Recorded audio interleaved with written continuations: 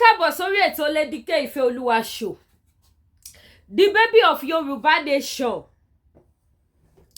Mo kí ẹ̀yin ìyá yìí bàbá èèyàn ọmọkànlẹ̀ káàárọ̀ oòjíire gbogbo ẹ̀yin má jẹ́ ó bàjẹ́ of Yorùbá land.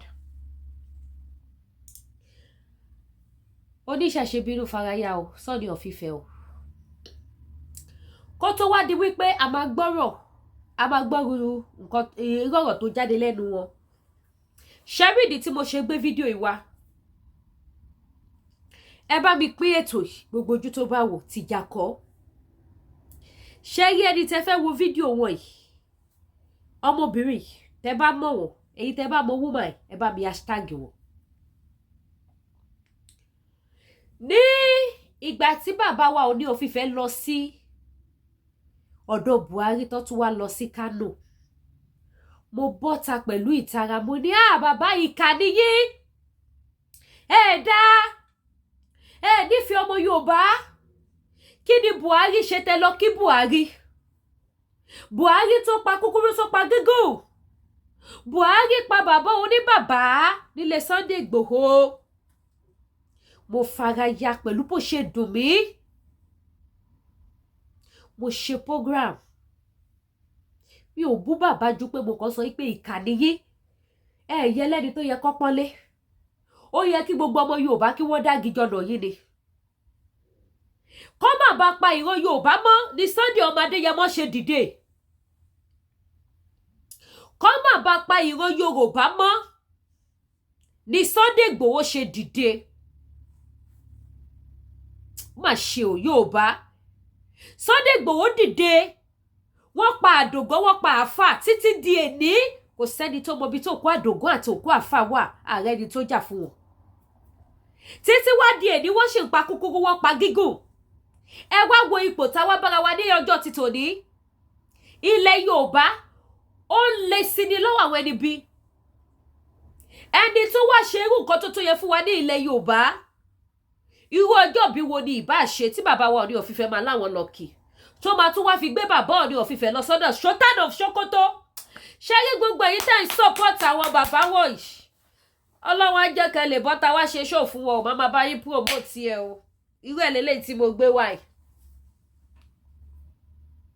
Irú ẹ̀ lélẹ́yìí tí mo gbé wáyìí. Mo sọ̀rọ̀ yé níjọ́ yẹn lọ́wọ́ èyí tẹ́ bá wo program yẹn towards the end mo wá down.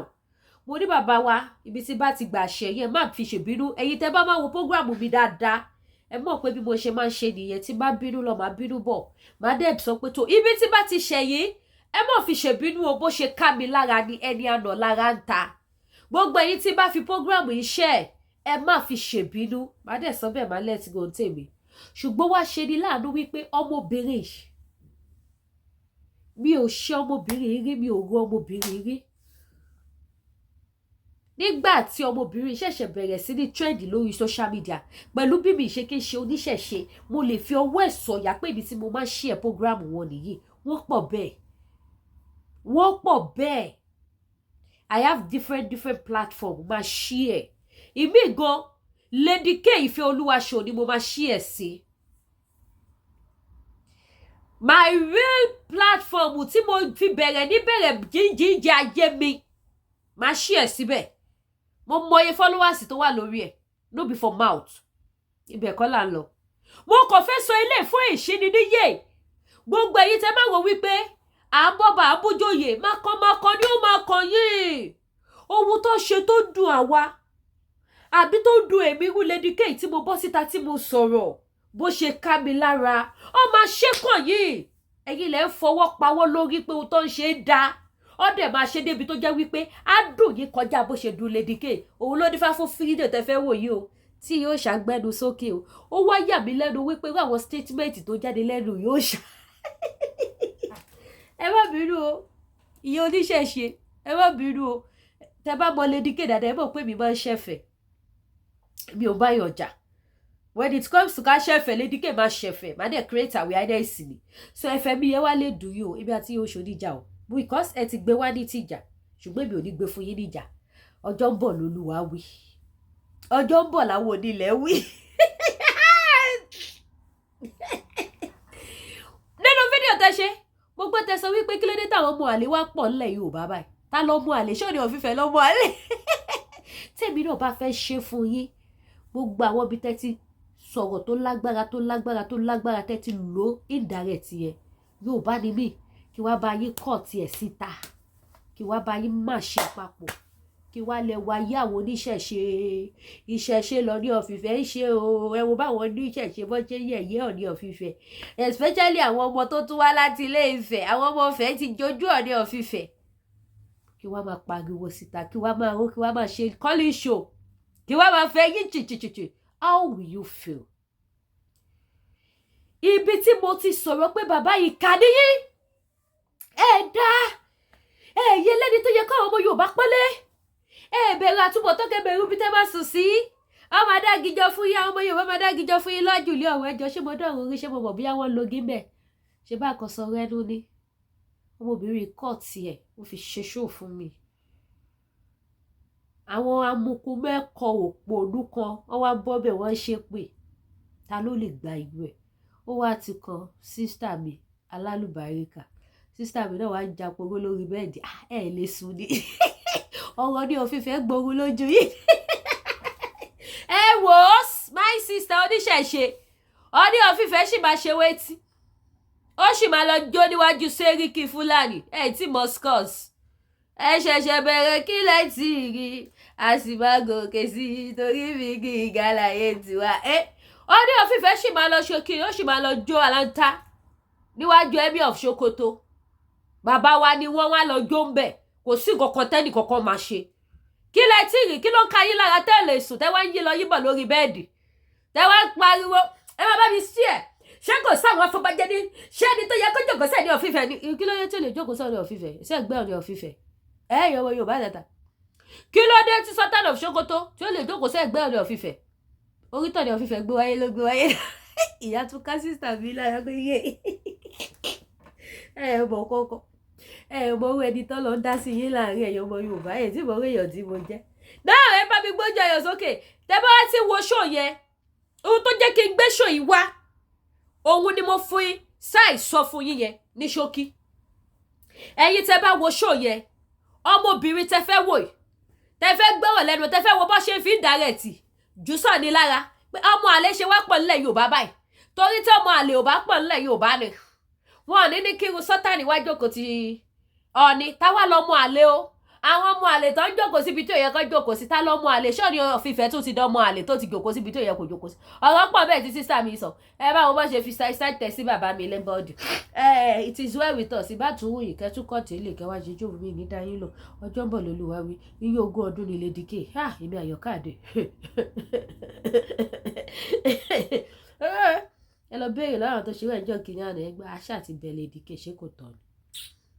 sísítà mi àjọlẹ̀ pọ̀ ẹjọ́ agbọ́rọ̀ látẹ̀lú sísítà mi gbogbo yìí tá a máa sọ pé nǹkan táwọn pípọ̀ yìí ṣe ò dáa tẹ máa sọ wípé ẹgbẹ́ ni yín sàn án ṣé torí Yorùbá nation ṣé yìí tẹ fẹ́ gba Yorùbá nation rẹ ṣé bá ṣe fẹ́ ṣe Yorùbá nation rẹ ṣé bá dẹ̀ ti fi yín lẹ́sìn kọ́ máa bá yín balẹ̀ Yorùbá jẹ́ lọ ẹ̀yin lẹ gbéṣẹ̀ ṣe dání Jésù ni mo gbé dání báwo yín kẹ́ ní dictionary àbí kẹ́ ní storybook mo gbé dání ó pè mí storybook mo gbé dání ebi ọmọ Ìbàdàn májàmájà tó fi kára wájú lẹ́rú èmi ọmọ èṣù àwẹ̀lẹ́ storybook mo gbé dání ẹjọ́ máa balẹ̀ Yorùbá jẹ́ lọ tó bá ba ilẹ̀ Yorùbá jẹ́ tán àwọn oníṣẹ̀ṣe ló máa dùn kò lè dùn mùsùlùmí kò dẹ̀ lè dùn kírísítẹ́nì because ìṣẹ̀ṣe ló ní ilẹ̀ Yorùbá so wọ́n balẹ̀ Yorùbá jẹ́ tó bá balẹ̀ Yorùbá yẹn jẹ́ wọ́n ba gbogbo ìṣẹ̀ṣe jẹ́ fún yín gbogbo orí adé yín wọ́n á ṣe mọ́ṣọ́mọ́ṣọ́ wọ́n á mórí adé wọ́n á fi tẹ̀lẹ̀ ṣìkíní ṣìkí ẹ̀yẹ́ bàbá ẹ bá wa ṣí ètò ṣọ́ yìí kúrúùsì burúkú ni mo ti sọ pé ẹnu jẹ́ mẹ́ta ẹ̀ kúrúùsì ni mo fẹ́ ṣe kò fẹ́ máa káàṣì kúrúùsì ẹ wá aṣọ ẹ jẹ́ àjọ gbọ́rọ̀ látẹnu ìyóòṣà ò lè sùn ọ̀rọ̀ Oni of Ife ti gbóhun lójú ìyóòṣà wá wà lórí bẹ́ẹ̀dì èmi tẹ̀ bá tún jókòó sórí ṣòwò máa pé ìka lóye tó bá ti dùn èmi náà bó ṣe dùn ìyóòṣà ó wá dùn ìyóòṣà jù mí lọ èmi máa ń sùn àsìkò tí bá ti fẹ́ wá káàṣì kúrúùsì lèmi máa wà. ìyóòṣà ò lè sùn Oni of Ife ti gbóhun lójú ìyóòṣà ìpẹ̀lẹ́ ṣe gbọ́ ẹ̀pẹ̀lẹ́ ẹ bá fún àwọn òòṣà ní NSC ẹ bá fún wọn lẹ́nẹ̀ẹ́sí ẹni lè di kéènì kẹ wá fún wọn ní ẹnẹsí ni ẹ fún ẹ má fún wọn láde ẹ bá sì fún wọn láde èmi náà léṣù èṣù ń bẹ́ẹ̀ lù mí ń bàdàn èmi náà yà ránṣẹ́ sílé ẹ bá fún èṣù yẹn ní àdèmórí kan gbogbo ẹni tó lọ forúkọ mi fún láde èmi náà wá dá padà fún wọn àlè ṣe bẹ́ẹ̀ fúnra ọmọ Yorùbá ni àjọ máa fọlẹ̀ Yorùbá ni ẹjẹ àjọ débẹ̀. ṣé ẹ̀tọ́ Sultan of Sokoto ṣé ẹ̀tọ́ ẹ̀ jókòó sẹ́gbẹ́ Ọ̀ọ̀ni ìrìṣà ẹ̀tọ́ Sultan of Sokoto ṣé ẹ̀tọ́ ẹ̀ jókòó sí ẹ̀gbẹ́ Ọ̀ọ̀ni ìrìṣà who is he? àpọ́nlé tá a máa ń fún àwọn èèyàn yìí òun ló máa ń jẹ́ kí wọ́n jẹ gàba lé wa lórí at the end of the day. iyì tá a máa ń fún wọn respect nítorí pé a ti dá wa àwa ọmọ adúláwọ̀ a ti dá wa wípé ká máa ṣèkẹ́ àwọn èèyàn ká máa gẹ àwọn èèyàn ká máa pọ́n àwọn èèyàn lé ẹ má jẹ́ kí a tanra wa àwọn level tá a fi operate láti máa fi máa pọ́n àwọn èèyàn lé ló máa ń jẹ́ káwọn èèyàn jẹ ojú wa. orí ìdùbúlẹ̀ ni màá ti ṣètò yìí torí mo ṣe wà yìí mi lè wá ṣe wàhálà kó bó ti ẹ̀yìn àwọn tó ń wà lórí kìíní 247. ìgbà tí mo rí fídíò yẹn orí mi kọ́kọ́ ṣe gbangban ni pé kí rèé ṣe rí ẹ̀tàn ni ká máa sọ wípé nǹkan yìí ò dáa ká dẹ̀ tún máa bá yín níbẹ̀. You are an Islamic cleric. You are an Islamic representative. What do you got to do with the gathering of ẹlẹ́bọ? Now ẹ wá fẹ́ máa jẹ́ kí ayé máa rí the throne wípé is a religious throne. ẹ fẹ́ jẹ́ kí ayé máa rí throne àwọn baba ńlá wa gẹ́gẹ́ bíi pé it could be religious throne. débi wípé èèyàn á lè jáde á lè sọ pé òun o ọba mùsùlùmí lòun o ọba kìrìsìtẹ́nì lòun o ọba mùsùlùmí lòun o ọba kìrìsìtẹ́nì lòun o tẹ́ẹ̀dẹ̀ mọ̀ pé ẹ̀tàn lẹ bá débẹ̀. position ipe èèyàn jókòó sórí àpèrè ọba ìṣe ló yẹ kí christian àti muslim ìṣe ló yẹ kí ẹ abstain from such gathering. ó yẹ kí tí ò bá ṣe hypocrisy tí ò bá ṣe ẹ̀tàn tí ò bá ṣe pé ẹ ní hidden agenda tí ò bá ṣe pé ẹ fẹ́ ṣe ibi tó bá jẹ́ pé òtítọ́ lẹ gbé dání tẹ́ ẹ bá rí gathering bẹ́ẹ̀ ṣe ń ṣe wáàsí yín wípé ẹ lòdì sí ẹbọ wọ́n ní kẹ́ ẹ paná ẹ adẹ́bọrẹ́ tẹ́ ẹ bá rí gathering ẹbọ kò yẹ kẹ́ débẹ̀ láti ọjọ́ tí wọ́n ti ń ṣe ọ̀rọ̀ aláàfin ọ̀fọ̀yọ́ yìí bí ẹbọ ló ń ṣe lójoojúmọ́. What are you trying to tell me? What can you tell me? Are you telling me that you are a peaceful person, you want to be peaceful at the detriment of your religion, or you have a hidden agenda? Sultan of Sokoto, who invited you? ẹ̀yin mùsùlùmí ṣé ẹ lè bèrè lọ́wọ́ Sultan of Sokoto pé kí ló wá ṣe ní gathering àwọn ẹlẹ́bọ? throne ẹlẹ́bọ ni throne Aláàfin Ọ̀yọ́, throne ẹlẹ́bọ ni kò yẹ kó rí yín bẹ̀. látijọ́ tó ti wọ̀ pè bí wọn àmà rí ibìkan tí wọ́n ti jókòó tó wọ́n sọ pé àwọn mùsùlùmí o àwọn lọ́mú wọ yàrá o torí tẹ́ ẹ bá máa tó bá yá tẹ́ ẹ bá máa gbé ọ̀rọ̀ yẹn jáde ńsìn ọ̀tọ̀ nìkan tẹ́ ẹ máa sọ. ọ̀tọ̀ ní nǹkan tẹ́ máa sọ. ẹ ti yí ayé padà débi pé àwọn èèyàn gan tí wọ́n bá dẹ̀ ń rí ọba tó ń preach wọn ò rí bí nǹkan tí ò dáa tí wọ́n bá rí ọba tó ń sọ ọ̀rọ̀ Islam wọn ò rí bí nǹkan tí ò dáa. ẹ ti wá pe dúdú fúnra yín ní funfun. ẹ ti wá pe dúdú fúnra yín ní funfun. tó bá jẹ́ wípé kì í ṣe wípé ìwà jìbìtì ìwàkiwà ìwà ká fi ọpọlọ ká dọ́gbọ́n tàn wọ́n ká lo ọgbọ́n ète ká lo ọgbọ́n ẹ̀tàn ká fi débi tá à ń lọ tẹ́ ẹ ti wò pé tẹ́ ẹ fẹ́ wo ìtìjú tó wà ní pé wọn ò gbọ́dọ̀ rí mi níbi ẹbọ wọn ò gbọ́dọ̀ rí mi níbi kíní tó jẹ́ pé ẹ̀ ní nǹkan tẹ́ ẹ ti torí ẹ̀ ṣe you will not. bí mo ṣe wà yìí mo ní Christian fans mo ní Christian customers mo ní Muslim customers you can never see me in the church you can never if you invite me I will not come. tó bá fẹ́ jẹ́ ọ̀ṣàká jẹ́ ọ̀ṣàká tó bá fẹ́ jẹ́ òṣoko jẹ́ òṣoko kó ní kálukú mẹ́ǹtẹ́ níbi tó bá wà. kò sí nǹkan méjì tí mo fi sọ pé o ò lè rí mi ní church ni wípé tẹ́ ẹ bá máa ṣe wàásù yín lọ ṣe wàásù yín bọ̀ orí ẹ lè kọrin 5 mẹ́jọ kẹ́ má dárúkọ èṣù nínú church náà. àbí ṣé èmi àtẹ̀yìn tẹ̀ ń wò mí sí ṣé kájọ tanra wa kò sí bí mo ṣe lè nífẹ̀ẹ́ tó o ò lè invite mi wá sí church mi ò ní lọ tó bá ti jẹ́ inú church mi ní lọ tó bá ń ṣe ìnáwó bí òun ṣe némì òun ṣe kinní mo wá síbẹ̀ ọ̀tọ̀ nítorí pé ẹ̀tàn ni mo fẹ́ bá wá sí ọ̀dọ̀ ẹ mo dẹ̀ ti rí pé nǹkan tí àwọn baba ńlá mi ṣe nìyẹn tí wọ́n fi dọ́gbọ́n tàn wọ́n tí àwọn ẹlẹ́sìn wáyé tó fi jẹ́ pé ẹ̀yin ẹlẹ́sìn Christian àti Muslim lè máa lo style láti fi gba ẹ̀mí àwọn èèyàn láti fi sọ pé láti fi gba nǹkan tí ò ṣe tiyín why ẹ wo Sultan of Sokoto sì kò wo àlébù kò wó pé ẹni tóun fẹ́ lọ ok kí ni nǹkan tí ẹ bá mi kọ sí comment section ìgbà tó máa kúrò ní Sultan of Sokoto ṣé is it coming to wish him well is it coming to celebrate him is it coming to honour him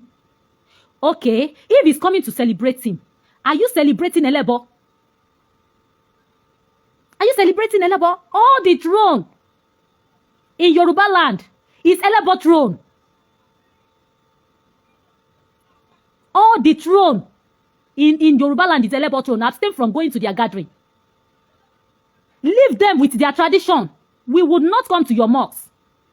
We will not come to your Eid. Why are you penetrating all our ancestors' rights? Why? Why tó fi jẹ́ pé ìbẹ̀lẹ̀ ń penetrate? Ẹ wá sọ palace dibi tẹ́ ti máa ṣe wá sí. Ẹ wá mislead àwọn ọba wa gbogbo orí wọn wá kún. Tẹ́ ẹ lè ráyè máa da màálù wèrè yín kiri àdúgbò. Kẹ́ ẹ lè ráyè ṣe gbogbo nǹkan tí ẹ fẹ́ ṣe ní ilẹ̀ wa. Because àwọn èèyàn tí rí wọn ó yẹ kí wọ́n pariwo lé Sultan of Sokoto pé kí ló wá ṣe. Ẹ bá mi pín ètò yìí tẹ́ bá mọ̀ pé nífẹ̀ẹ́ ètò ẹ bá mi pín. Ó yẹ kí wọ́n pariwo lé Sultan of Sokoto pé kí ló wá ṣe ń bẹ̀. Tí ò tiẹ̀ wá rò wípé ṣé ànábì pálàṣẹ wípé kẹ́ ẹ máa lọ sí ibi ṣebí ibi èṣù ni. You came to celebrate Eleshu. You came to celebrate Onishango. Do you come to celebrate Shango? Do you come to celebrate? Because àwọn ẹlòmíì afọ́fùngbẹ̀mù ni wọ́n. They will never see. They have the eyes. They cannot see the future. He's not comfortable with that gathering. But because he has a mission. Now, who is he working for? Is he working for Iwin Allah? Or is he working for Saudi? Ìtọ́ ṣe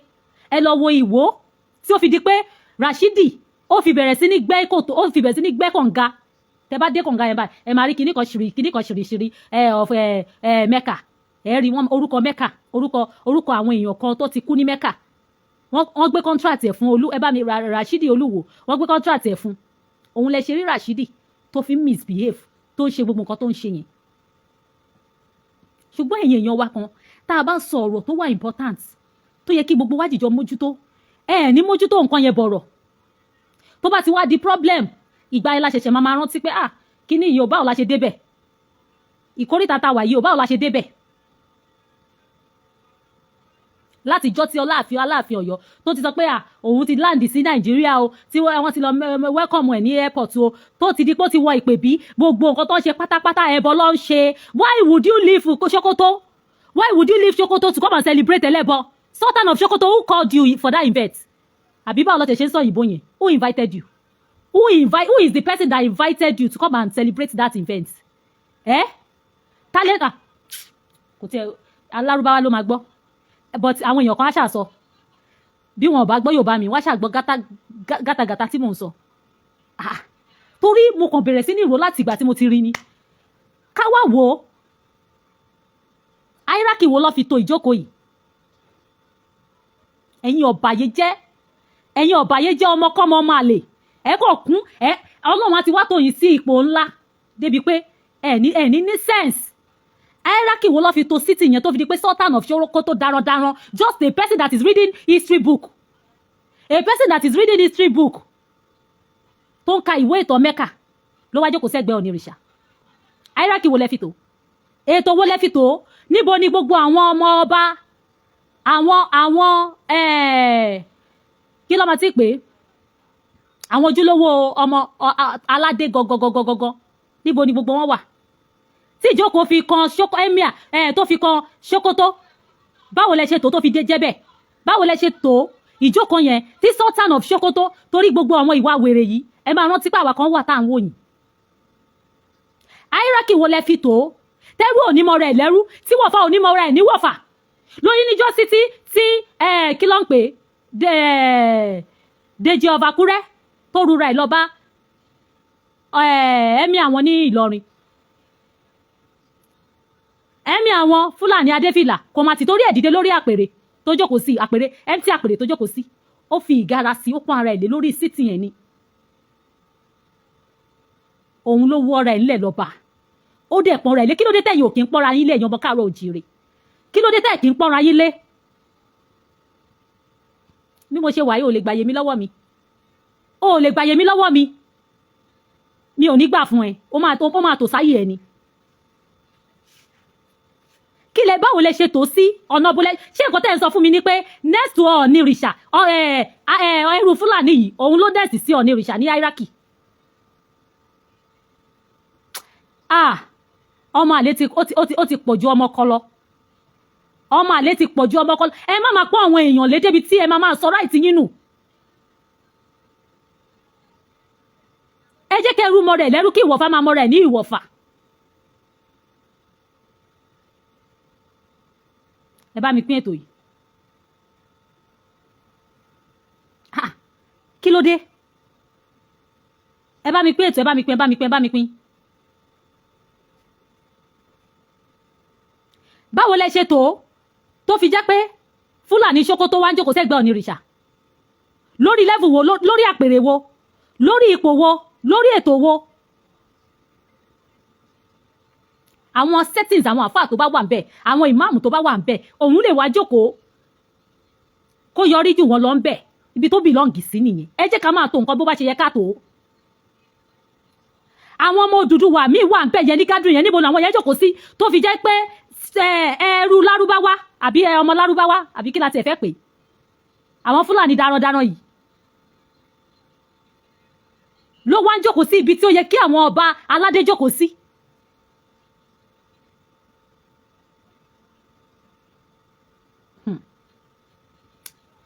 bí fa ṣe kọ́ wa kò sí nǹkan tó ń dà wá láàmú jù láyé ìjú èèwọ̀ lọ.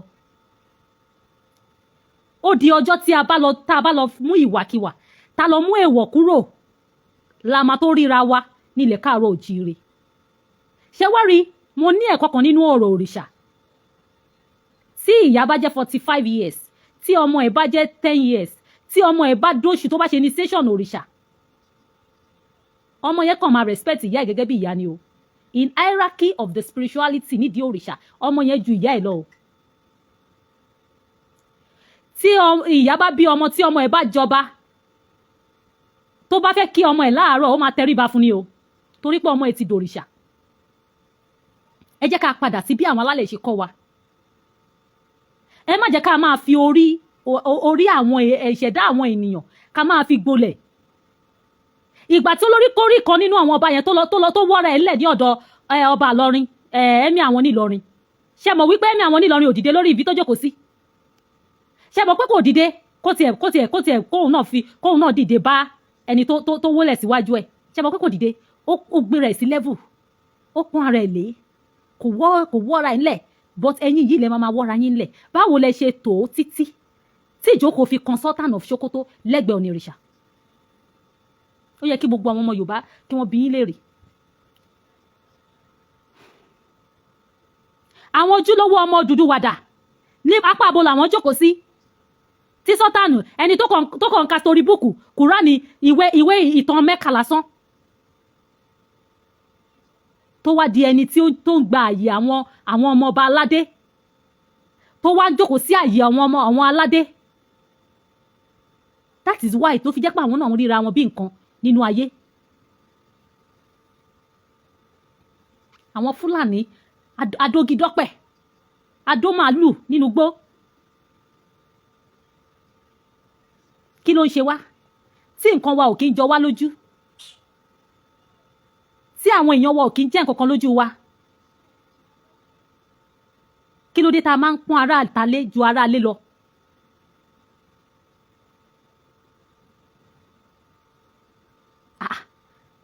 ṣé kò yà yín lẹ́nu. Èyí tá ṣe tó bá wá débi tá a wà yìí tó jẹ́ pé gbogbo ẹ̀tọ́ wa pátá àti ìrìgbà lọ́wọ́ wọn Fúlàní táwọn Fúlàní ò jẹ́ ká rí nǹkan gbìn lóko tí wọn ò jẹ́ káwọn èèyàn wá lè wọ́kó ewé ọmọ ni mọ́mì mi ń tà bí mọ́mì mi ṣe tewé ọmọ tó yẹ tí mọ́mì mi ti ń tewé ọmọ ń sìn á ti tó bí 29 years torí last born wa tí wọ́n bí sí táìmù yẹn yes ó ti wọ 29 years ń sìn ó ti wọ 29 years ń sìn nígbà tó ń wà nínú oyún ẹ̀ ni wọ́n bẹ̀rẹ̀ sí ní ta ewé ọmọ yẹn àwọn tó máa ń kó nǹkan wá fún wa tó máa ń gbé ọjà wá láti Ìlọrin Kwara nǹkan àwọn tó máa ń gbé nǹkan wá fún wa ṣe mọ̀ pé àwọn ewé ó ní ewé tó máa ń wù sí ìlú kọ̀ọ̀kan ó ní àwọn èpogi tó máa ń wà ní ìlú kọ̀ọ̀kan bí ẹ ṣe ń wo bí Olódùmarè ṣe dá ilé ayé yìí ẹ ṣé jàre Olúwafẹ́mi Kúnlé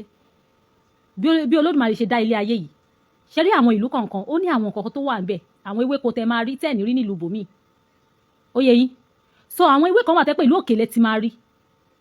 ewé ọmọ yẹn kẹ̀dẹ̀rẹ̀ Èkó ni mọ́mì mi ti ń tà so wọ́n máa ń kó wá láti ìlú oríṣiríṣi ní tẹ́ ẹ bá dé ọjọ́ ọjà ó ná ọjọ́ ó ní bá ṣe ń ná ọjà ní ọjà Lẹ́kùlẹ́jà tó jẹ́ pé ìmí 99 days ìmí 16 days ó yẹ yín ó ní bí wọ́n ṣe ń ná ó ní bí wọ́n ṣe ń calculate tẹ́ bá dé ọjọ́ ọjà yẹn ẹ máa rí àwọn nǹkan lọ́wọ́ àwọn direct from àwọn ará oko gangan so báyìí bá ṣe ń sọ̀rọ̀ yìí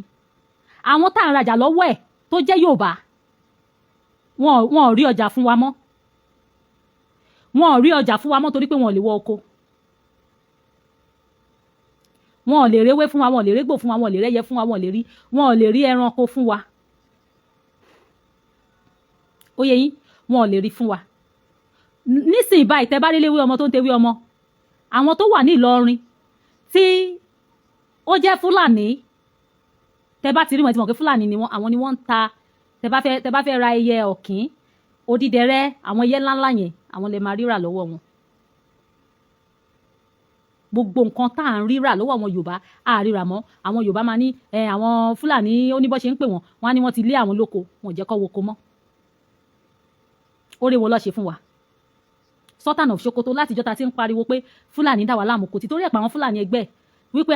ẹ má afẹ́ àwa náà à ń gbádùn látọ̀dọ̀ wọn ará bí yìí o ẹ má wá disturb wọn o ṣé kí níyàn ò ní ìpalára lára wa torí tẹ bá dọ́dọ̀ wá ń sì tẹ bá ní ẹ fẹ́ kàgbó ìlà tí bá sọ fún yípa àgbó ìlà yẹn 15,000 ẹ máa wò pé kí ló lè tó yẹn àgàgà bóyá ìwọ tó ti wà nílùú òyìnbó wà á máa wò pé nǹkan tó yẹ pé ìyá ẹ tó bá máa fi mú 200 naira ó máa fi ṣe lẹ́ni wá ń pè ní wàá jápa ni o ní mọ̀ pé gbogbo kinní yẹn kì í ṣe ohun lẹ́bí iṣẹ́ là ń ṣàjọ láti ìlú oríṣiríṣi la máa wá kójọ tá máa fi ṣàgbó ó ń pa wá lára ṣùgbọ́n ṣe wá rí ẹ̀sìn yìí lábẹ́ ẹ̀sìn yìí òun ni wọ́n kó ọpọlọ ọmọ Yorùbá sí tó fi jẹ́ pé àwo impact negative impact tí kinní yìí ní nínú ayé wa tẹ́nu wa ò fi kò nǹkan tí ò jẹ́ kẹ́nu wa kò nìyẹn tá a bá máa sọ lọ sọ́bọ̀ nsìn ẹ̀yin tẹ́ jẹ́ fans tẹ́ jẹ́ muslim bíbá ẹ̀ máa sọ pé Sultan of Sokoto is a cleric èèyàn lọ́hùn ni iṣẹ́ mọ̀ pé gbogbo nǹkan tí ó jẹ́ ọ̀rọ̀ ẹbọ tó bá jẹ́ kó dúró lórí ọlẹ́ẹ̀ni Ọlọ́run yẹn tí kìí ṣe hypocrite tí kìí ṣe ẹlẹ́tàn tí kìí ṣe ẹni bí tí kìí ṣe ẹni tó ń lé nǹkan tí ò kí ẹ̀bọ ọ̀nà tó bá gbé gbà tí kìí ṣọgbọ́n àlùmọ̀ǹkọ́rọ́ yìí ó máa sọ fún yín pé òun ò lè wá sí gádùn yẹn ni ẹ wo bí Aláàfin Ọ̀yọ́ ṣe jókòó ó jókòó báyìí àwọn oníṣàngó jókòó sí tsn ni kí lẹ wá ṣe ń bẹ̀ eléyìí òun ṣe pé wọ́n ṣe naming ceremony wọ́n pè yín pé kẹ́ wá ṣe wá sí ń bẹ̀ eléyìí òun ṣe pé wọ́n ṣe wedding o wọ́n pè yín pé kẹ́ wá ṣe wàásù ń bẹ̀ kí lẹ wá lọ ṣe ń bẹ̀ at the end of the day ẹ̀yin lẹ̀ ń fọba jẹ́ ẹ wá jẹ́ kí àwọn èèyàn máa rí ìṣẹ̀ṣe ipò ọba ìjókòó ọba bíi pé kí ni ìgbà tí ṣèbí Christian ni wọ́n ṣèbí Muslim ni wọ́n tí ẹ fẹ́ jẹ́ kọ́ndẹ̀ rí ní rí pé tradition ló ń fi àwọn èèyàn jọba mọ́ kí ló dé Sultan of Sokoto ilé ẹbọ ló wá o ayé ẹbọ ló wá òde ẹbọ ló rìn báwo ló ṣe rìn tó fi débẹ̀ tó fi lè wá grace occasion ẹlẹ́bọ báwo ló ṣe rìn tó fi wá grace occasion ẹlẹ́bọ àìṣòdodo ló ń pè bẹ́ẹ̀ àìṣòtítọ́ ló ń pè bẹ́ẹ̀ ìwàkiwà pátápátá ni ìwàkiwà pátápátá ni ibi ìkọjá àyè yín náà ló ń jẹ́ kẹ́ máa sọ pé àáfàá ni bàbá ọba torí àwọn àyèkáyè tí wọ́n ti fi gbà yín gbogbo ìta ń sọ yẹ oníṣẹ̀ṣe ń ṣe tẹ́lẹ̀ náà oníṣẹ̀ṣe ń sọ tẹ́lẹ̀ náà we preach love we welcome everybody but at this junction àti gọ̀tí pé àgbàmọ́ kéèyàn má wá fi bó kó má wá bóbò wa kéèyàn má wá fi búrẹ́dì kó wá lómi ọbẹ̀ jẹ tẹ́lẹ̀ àkí ẹ̀ a máa wò pé ìkọ̀kọ̀ náà ni wá ọmọ ìyá ni wá náà ó lè wà ní ó lè jẹ́ muslim ọmọ ìyá ni wá náà ó lè jẹ́ christian ọmọ ìyá ni wá náà ó ní nǹkan tí ẹ̀sìn yìí preach nípa wa náà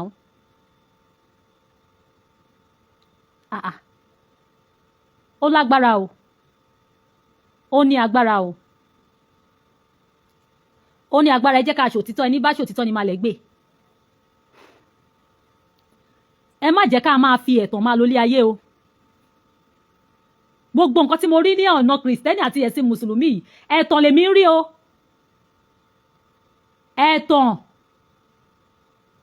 ẹ̀tàn jẹ́ lèmi rí nínú gbogbo ìwà yín o mi rí òtítọ́ nínú ìwà yín o torí tó bá yẹ pé ẹ fẹ́ gbé òtítọ́ dání gẹ́gẹ́ bí ẹ̀sìn yín ṣe sọ kò yẹ kí Sultan of Sokoto wà níbi ayẹyẹ ẹlẹ́bọ yìí o kò yẹ kó wà ń bẹ̀ o kò yẹ kó wà ń bẹ̀ o tó bá jẹ́ pé òtítọ́ lẹ gbé dání tẹ́ẹ̀dẹ̀ wò pé gẹ́gẹ́ bí ànábì ṣe sọ kò yẹ kí Sultan of Sokoto wá síbi ẹlẹ́bọ o kò yẹ kó wá síbẹ̀ o ẹ jẹ́ àpè nǹkan ní bó ṣe jẹ́ ipò àpèrè ọba pátápátá ní ilẹ̀ káàárọ̀ òjíire ipò ẹbọ ni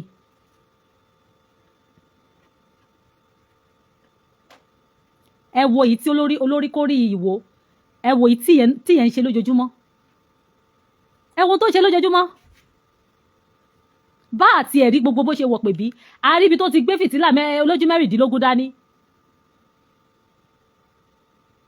gbà tó débẹ̀ ńkọ́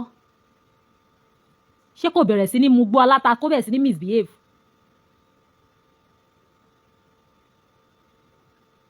kí ló dé why tẹ́ fi ń penetrate ayé àwọn alálẹ̀ wa why kí ni mission yín kí ni nǹkan tẹ́ fẹ́ ẹ wí ní àti gbogbo ọmọ ọba wa débi wípé ọba iye ọkọ̀ ṣoṣo ok a lè pé àwọn ọba yẹn ní mẹ́ta báyìí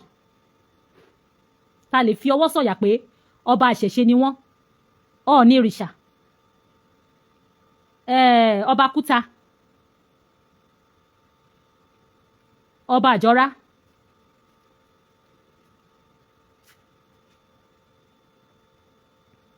àríyá Sunday ẹni ẹ believe pé wọ́n invite to the occasion and he gladly àbíkílẹ̀kọ̀ yìí gladly honoured the invitation which kind of gathering is he coming to which kind of gathering is he coming to àbí tí wọ́n bá invite yín wá síbi kan ẹ má jẹ́ ká tanra ẹ jẹ́ ká sọ òtítọ́ ẹ jẹ́ ká jókòó lé òtítọ́ ẹ jẹ́ ká máa ṣe òtítọ́ ọba of Benin ló invite àbí kí lẹ sọ ṣe mọ̀ pé ọba Benin lára àwọn ọmọ Odùduwà ni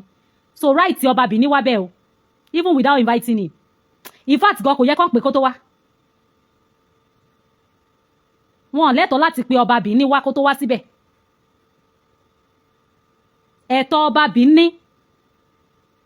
ìṣe ni ọba Benin gbọ́dọ̀ máa pè wọ́n nínú ìpèbí wípé báwo dẹ̀ ni ọjọ́ wo ni báwo la ṣe máa ṣe.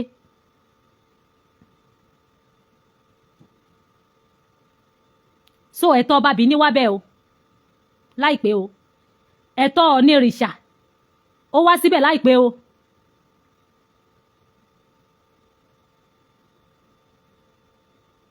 so kò nílò pé kó pe àwọn ojúlówó ọmọ o àwọn ọba tó ń dádé fún àwọn ọba tó kù.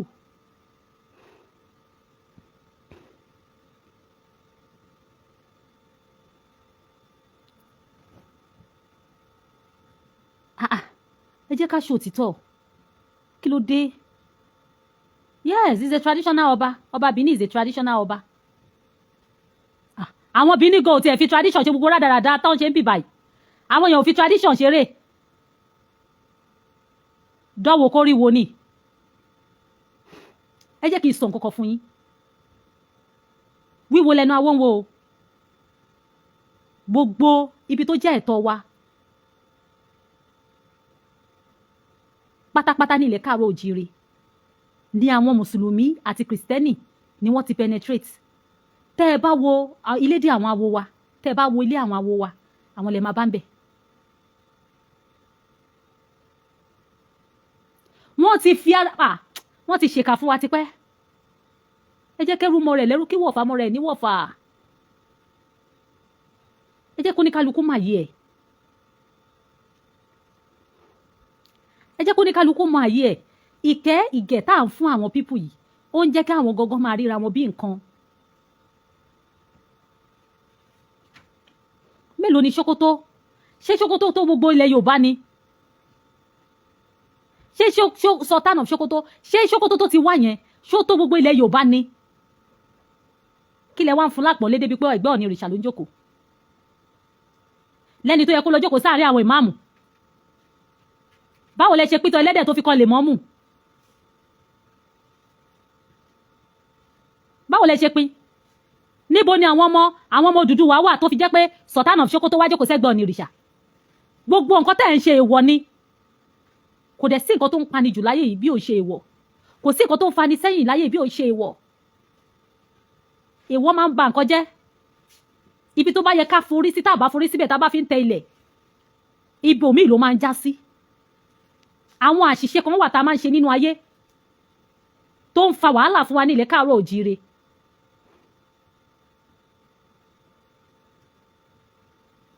àwa fẹ́ ṣe bí ìgbà tó yẹ pé nǹkan yóò rí bẹ́ẹ̀ gbogbo wa la mọ̀ pé gbogbo nǹkan tó wà nínú Quran story ni ẹni tó wá dúró gẹ́gẹ́ bí representative story book yẹn wá ẹ wá lọ gbé sí ẹ̀gbẹ́ olórí aládé gbogbo Adésínà fẹ́ràn òbí Ayọ̀mídé ẹ má jẹ́ kí n larí mọ́ yín láyà bó ń sọ̀rọ̀ tó ká mi lára ẹ̀yin sọ pé you want to put Ado inside the Ọ̀ọ̀ni pocket tẹ bá mọ bínú ṣe bí mi ẹ̀rí bí mo ṣe wà yìí iṣẹ́ tí mo ti ṣe lẹ́yìn ó yẹ kí n máa sùn ni ó yẹ kí n tiẹ̀ tètè sùn ni níbi tí inú bí mi dé tí mo kọ́kọ́ rí báyìí orí mi kọ́kọ́ ṣe gbangban ni ẹ jẹ́ n sọ kọ́kọ́ fún yín ọjọ́ kan èmi àti mọ́mì mi àjìjọ lọ sóde kan òde yẹn ọmọbìnrin kan wà ọmọbìnrin yẹn ó ti ṣe pẹpẹpẹpẹ ó ṣáà ti ṣe fẹfẹfẹ mọ́ wa ní bá ṣe fẹ́ wọ pálásì yẹn gbogbo fẹfẹfẹ tó fẹ́ ṣe yẹn àyè mi ló fẹ́ jókòó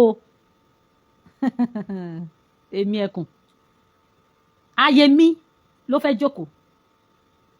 mọ́mì mi kẹ̀dẹ̀rẹ́ tẹ bá gbọ́ ọ̀gbà kì í ṣe ìyá tó kọ̀ bá misbehave tàbí tó bá lọ wùwà kọ tó bá notify ẹ̀ ó lè disgrace ẹ̀ kò rán ẹ ó lè kó fọ̀tí fún ẹ kò sí bó ṣe fẹ́ dàgbà tó wá máa sọ pé ọmọ ló jẹ́ sí mi yes come wake up from their slumber ká má fi ẹ̀sìn kó wa lómi ọbẹ̀ jẹ́ yìí tẹ́ fi kó wa lómi ọbẹ̀ jẹ́ tó ibẹ̀ la wà yìí junction la wà yìí ẹ bá mi pé ètò yìí ṣé wàá rí èmi ti mọ̀ pé gbogbo kẹ̀kẹ́ rírì tí ọmọbìnrin yẹn ń ṣe àyè mi ló máa fẹ́ jókòó torí ẹ̀gbẹ́ mọ́mì mi ló máa fẹ́ jókòó sí mo ń wò mo ti kùn sí mọ́mì létí pé ẹ wò ẹ sọ fara lẹ́yìn o ẹ sọ fara lẹ́yìn o gbogbo èyí tó ń ṣe tó ń gbámọ yín yìí ẹ sọ fún o kó tètè yà bọ́ sí ọwọ́ ẹ̀yìn o èmi má gọ̀ ibi tó bá yẹ kó o ti sọ̀rọ̀ ibi tó bá yẹ kó o bí mo ṣe wà yìí I don't tolerate nonsense o you cannot use style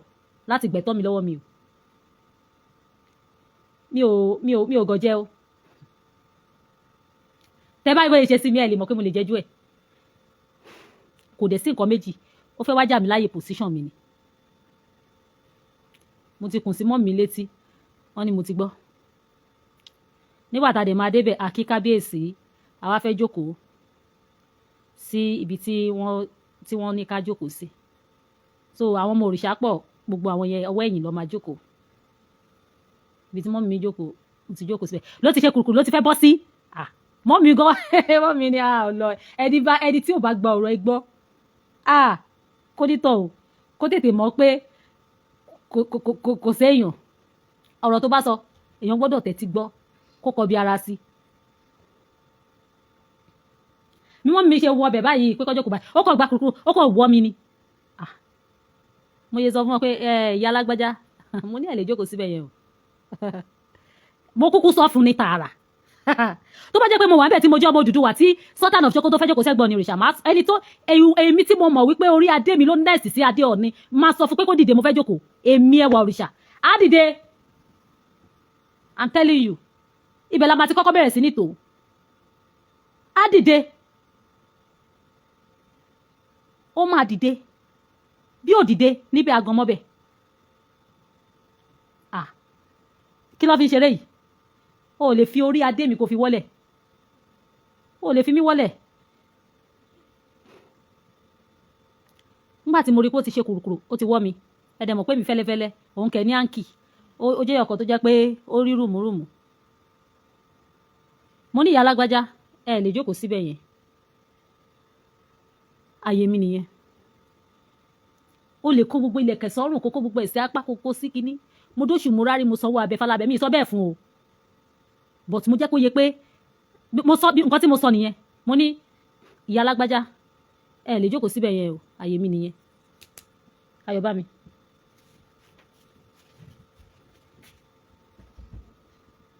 ìyá alágbájá ẹ lè jókòó síbẹ̀ yẹn o àyè mi nìyẹn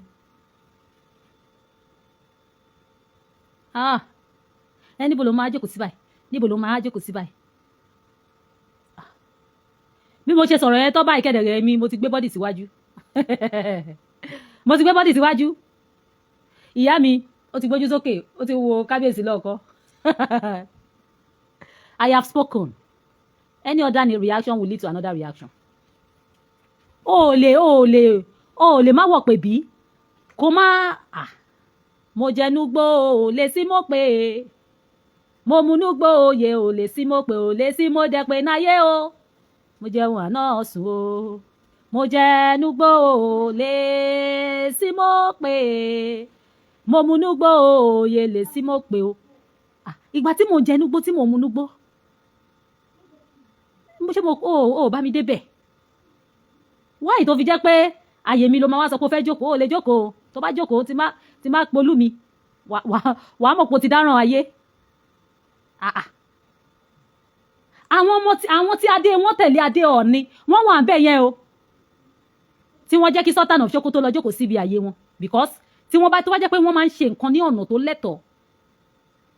nílẹ̀ káàárọ̀ òjíire ni tó bá yẹ pé wọ́n máa ń ṣe bẹ́ẹ̀ ni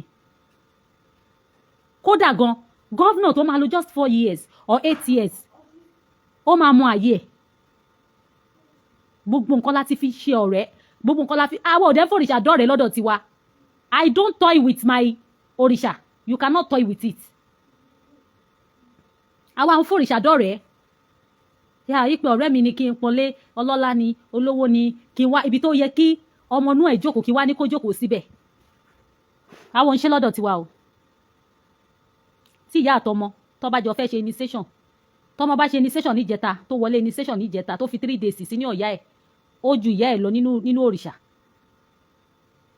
abẹ́ kan lórí síwájú ìyá ẹ̀ òun ló máa fi ọ̀wọ̀ fún ìyá ẹ̀ ṣùgbọ́n tó bá dé koríta kan ìyá ẹ̀ máa wólẹ̀ fún ni ìdí nìyẹn tó fi jẹ́ wípé kí èèyàn bí ọmọ tó bá di ọba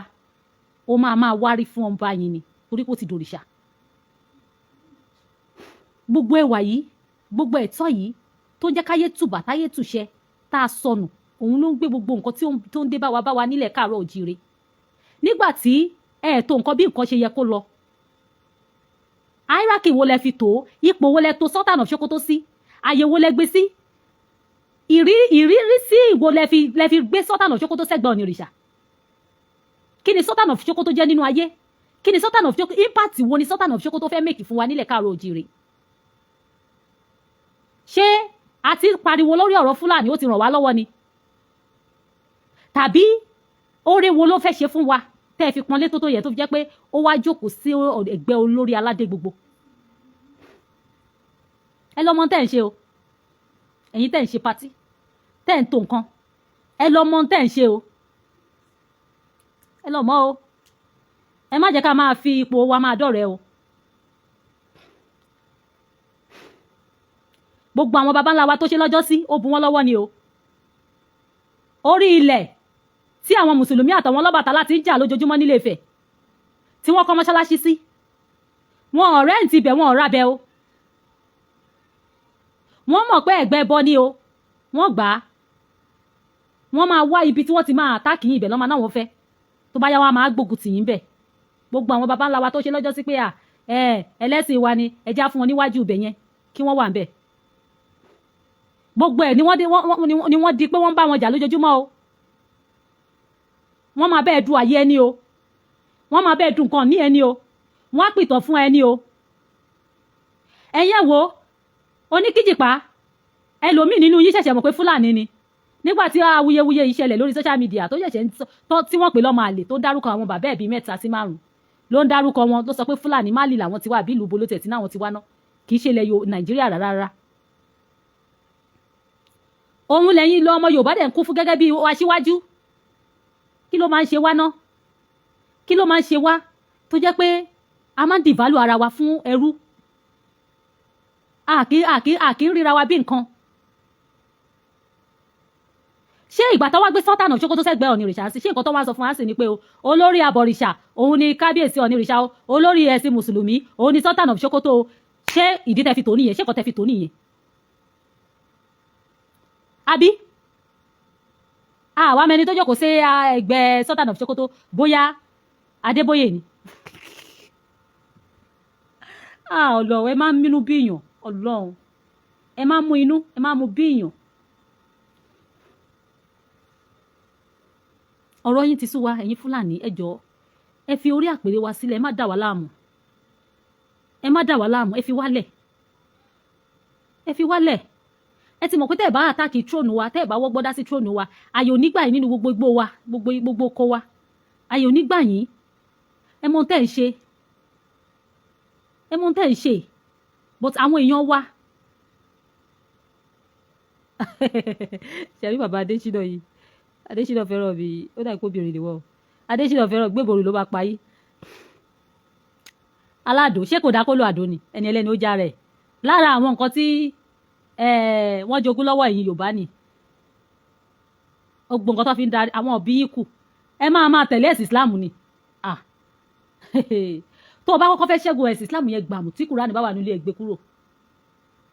tí tẹ̀síbí bá wà nínú ilé ẹ gbé kúrò kó wá máa rí búùkù ẹ̀ gbogbo ẹ̀mí ajogun if not bó bá ṣe ń fẹ́ lọ ló máa fẹ́ bọ̀ torí tó bá ti ń rò báyìí pé kí ni mo fẹ́ fi lẹ́ oníwà tó máa tó padà síbẹ̀ tó bá ti ń rò báyìí pé sí ó ní mí lára ó fà mí sẹ́yìn ó ti wà tó bá parí wàá rò títí tí wàá tó wà rò pé òun lọ́nà nígbà tí wọ́n bá ní pé Kùránì sọ pé òun lọ́nà kí ni Kùránì fẹ́ sọ tẹ́lẹ̀ tó bá lóun kọ́ lọ́nà ni níbi tá a daft dé wọ́n ní wọ́n sọ pé ẹ̀sìn wo lẹ̀sìn Ọlọ́run wọ́n ní ẹ̀sìn Islam ta ló sọ wọ́n ní Kùránì sọ ṣé Kùránì fẹ́ sọ pé ọlọ I pity you people ẹ̀yin ẹ̀mí ajogun now mo ti sọ yìí ti máa sọ lórí Sultan of Sokoto ká wá fàbọ̀ sí orí Tọ́pẹ́ Àlàbí lóòótọ́ mo ti sọ̀rọ̀ lé lórí o ṣe rí ọ̀rọ̀ yẹn ó fẹ́ jọra wọn ni bí mo ṣe ń sọ̀rọ̀ mi lọ tẹ́lẹ̀ fún wa wípé ẹ̀sìn méjèèjì yìí ó máa ń tọ́ka sí ìwà ète ìwà arọ́ ẹ rí i pé gbogbo ọ̀rọ̀ tí mo sọ látàárọ̀ mo ń sọ tèmi ni mo ń sọ ni bluntly pé nǹkan yìí mi ò lè ṣe ẹ̀yin náà ẹ wo ìwà tí Tọ́pẹ́ Àlàbí wù lé ní àná ẹ wo ìwà tó wù ó jẹ́ ìwà tó jẹ́ pé ó kù díẹ̀ káàtó pátápátá wọ́n pè ẹ́ sóde o lè sọ pé o mọ̀ wọ́n keep ẹni anonymous but wọ́n jẹ́ kó mọ̀ pé celebrity ni o dẹ̀ ti wá wọnú compound ẹni yẹn o ti wà nínú compound ẹni yẹn o drive wọnú compound o wá ló lè bọ́lẹ̀ o ń lọ o dẹ̀ padà.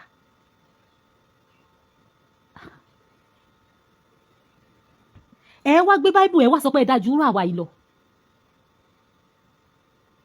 ẹ wá sọ pé ẹ holy jurú àwa yìí lọ. ẹ sọ pé ẹ mọ Ọlọ́run jurú àwa yìí lọ. ẹ wá máa prove fún mi pé ẹ̀sìn ti yín lẹ̀sìn tó dáa. gbogbo àwọn ìwà tí èmi ò tiẹ̀ wá lè wù fúnyàn. tí màá tiẹ̀ rò pé no inú ọgbà ẹnìyẹn ni mo wà. mo ti wà nínú ọgbà already. ó kù díẹ̀ káàtó. ìwàkiwà pátápátá gbáà ní tí wọ́n gbọ́dọ̀ bá lọ́wọ́ èèyàn tó bá sọ pé òun lòun mọ Ọlọ́run. ìwàkiwà pátápátá gbáà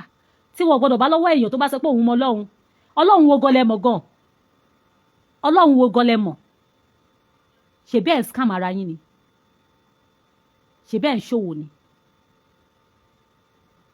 ẹ̀yẹ wo tó gbàlàbí òun náà lo ọpọlọ rọ́ kiri gbogbo àgbáyé.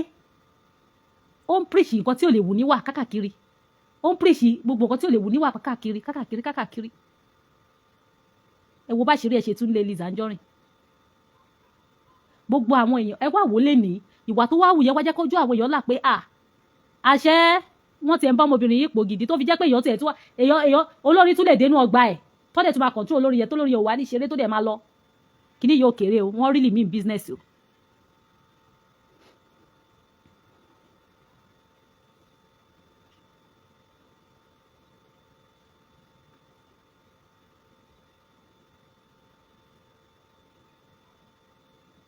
Okay. I should do little education on initiation to Ìṣẹ̀ṣe. Initiation to Ìṣẹ̀ṣe. Okay, because we love tradition.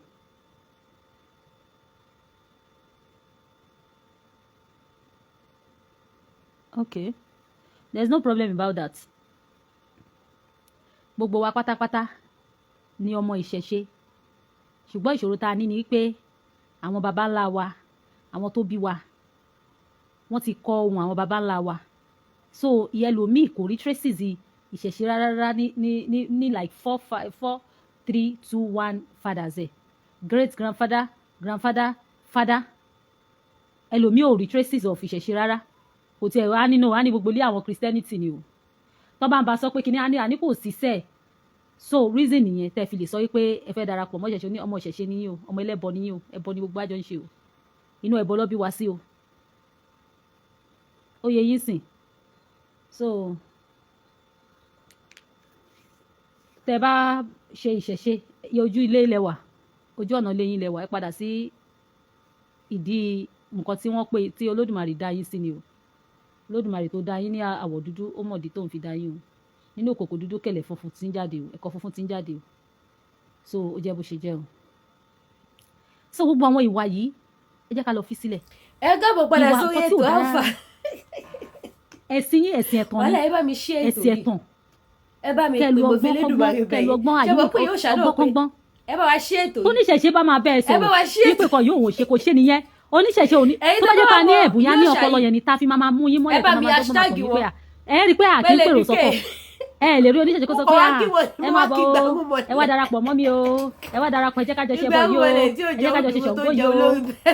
Tí Ṣàngó tó ṣe tí ò bá dá ṣé wọ́n máa ṣe, ṣùgbọ́n ẹ̀ ní rí kó pè yín. Ọlọ́wọ́ àdóbi lọ́wọ́ ìjọ tó mo bèrè ẹ̀yin lẹ máa wà fún ara yín tẹ́ bá nídìí ẹ̀. Tó bá yẹ pé bẹ́ẹ̀ lẹ̀ sí í ṣe rí ni ìwà ajogun ẹ̀ ní máa wù níwà. Ibi tẹ́ máa ti mọ̀ wípé ẹ̀sìn yìí ẹ̀sìn ajogun ni, ẹ̀sìn tó ń gba ẹ̀tọ́ ẹlẹ́tọ̀ọ́ tó ń gba nǹkan ní nǹkan ni. Ẹ máa wọ ọ́fà burúkú tí Mẹ́kà tó sẹ́ndì sí Taore àbí kí ló ń pè ọmọ president wọn ní Burkina Faso. Ẹ máa wọ ọ́fà burúkú tó fún wọn wípé àwọn máa kọ́ mọ́ṣáláṣí 200 sí ìlú wọn tí ẹ fi sọ pé àwọn ò nídìí ẹ̀ business làwọn nídìí company làwọn nídìí. Sóore ló fẹ́ ṣe wọ́n yẹn níwọ̀n tó bá sọ pé ó fẹ́ wá kọ́ mọ́ṣáláṣí 200 sí ìlú wọn ṣé oore wọn ni mọ́ṣáláṣí yẹn fẹ́ mú wá productivity wo ló fẹ́ mú wá. Kẹ́ lè mọ̀ pé ó ní nǹkan tí wọ́n ń fi ẹ̀sìn wọn yìí ṣe bó tí wọ́n ti kó wa lọ́pọlọ lọ débi pé ẹ lè ronú lọ síbẹ̀ ẹ sì máa ronú àlùjọ náà tí ó sì ní àlùjọ náà kankan níbì kan. ẹ̀tàn lásán wọn kàn gbélẹ̀ láti máa fi twist ọpọlọ yín so that ẹ bá ń ronú lọ́wọ́ ẹ̀ tí máa ronú lẹ́yìn. òun ló ṣe máa ń dùn mí tó bá fi ọwọ́ pa idà àwọn ìṣẹ̀ṣe ilẹ̀ Yorùbá lójú ọmọ káàrọ̀ òjìrè pátápátá ìṣẹ̀ṣe la gbà stop it. ẹ jẹ́ ká gba ìtọ́ wa lọ́wọ́ àwọn tó gba ìtọ́ wa lọ́wọ́ wa o kàkà kí sísá ká lè ní ìfọ̀kànbalẹ̀ ká lè débi ká lọ torí pé inú àwọn alálẹ̀ gọ́gọ́ ò dùn sí gbogbo wa tá à ń wù yìí o inú àwọn alálẹ̀ gọ́gọ́ kò dùn sí o wọn ò fẹ́ kọ́ tá à ń ṣe yìí o wọn ò fẹ́ ká máa ṣe bẹ́ẹ̀ o ká máa fi ọwọ́ ọlá ojú ọlá wa ara wa ká máa fi wọ́lẹ̀ mo ti rí spirit yẹn ní ara ẹ̀ pé that is how she love me. ẹ jẹ́ ká lọ wá àtúnṣe ṣe sí bí mo ṣe rí sí gbogbo àwọn tẹ́rí tí mo bá jà lórí social media lé tí mo wà lórí pé a lè jọ ṣe mọ́ bí mo bá ṣe nífẹ̀ẹ́ yòó ni mo ṣe máa bá jà. lọ́dọ̀ àwọn alálẹ̀ wa. à ń sọ̀rọ̀ pé kí ṣẹ̀ṣe má bàjẹ́ kó yé ba gbogbo nǹkan jẹ́ náà look at it. ṣé ẹ̀kọ́ tẹ̀ sọ fún mi pé olórí ẹlẹ́bọ̀ lọ ní ìrìṣà olórí ẹ wá dẹni tí ó lè sùn. mùsùlùmí ni sọ́tànì ni àbí kí ni and mind you because àwọn ẹlòmíì àwọn tó lè ń balẹ̀ ayé jẹ́ ju ọkùnrin ni ọkùnrin ẹ̀yìn lè ń balẹ̀ ayé jẹ́ jù torí tẹ bá rí ẹni tó tó sẹ́ẹ̀tì yẹn sí ọkùnrin lè máa bá ń bẹ̀. ẹ fi ọ̀rọ̀ ètò ká mọ ètò nǹkan ẹ fi ọ̀pọ̀ obìnrin mọ ètò nǹkan. ṣó yẹ kó rí bẹ́ẹ̀ obìnrin ò ní gbórí kó gbé sílẹ̀. ilẹ̀ Yorùbá bàjẹ́ díẹ̀díẹ̀ ojú tèmi fi wò tó fi ta mí lára lèmi fi sọ̀rọ̀. ẹ wá bẹ̀rẹ̀ sí ní to ìjókòó Ọọ̀ni òrìṣà àti Sultan of Sokoto papọ̀. mo máa ń sọ statement kan àwọn kan máa ní lédi kí n máa sọ bẹ́ẹ̀ mọ́ pọ́nmọdé ni ẹ máa sọ fún yín pé ọmọdé ni mí. ẹgbẹ́sẹ̀ gbọ́ olórí aládé gbogbo. so tí bá ti fọpọ lọmọdé gbé wá. ká máa ronú o. ẹ fi òye àti làákàyè àgbàlagbà kẹfì gbà. bọ́ mo máa ń gbà wọn kọ́ bá wá ṣe kíni. ọmọ wa jẹ́ kó yẹ nípa àwọn gbogbo láṣìírí ọmọdé tó stupid dàkú. ẹ tẹ̀lé gbó ẹ tẹ̀lé tọ́